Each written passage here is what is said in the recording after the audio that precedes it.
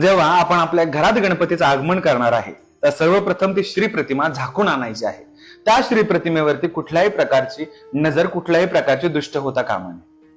त्याच सोबत त्या श्री प्रतिमेचे कुठल्याही प्रकारचा खंडित असावी असं जर तुम्हाला वाटत असेल तर ती प्रतिमा आणू नये.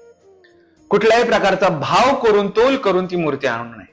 जर आपल्या मनाला पटलं, आपण कोटींनी पैसा मागणार आहोत त्या देवाला, धन दौलत सुख समृद्धी सगळं काही मागणार आहोत, मग त्या भगवंताची किंमत करून आपल्या दारात आणायचं नाही. घर दया दुधाने गोमूत्राने शुद्ध शुचिभूत करायचं आहे.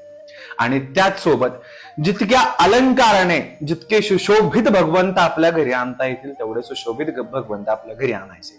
फेटा, शॉल, त्याच सोबत आता नवीन वर्कचे प्रकार चालू झाले आहेत, खडे लावण्याचे. खडे देखील लावले जातात.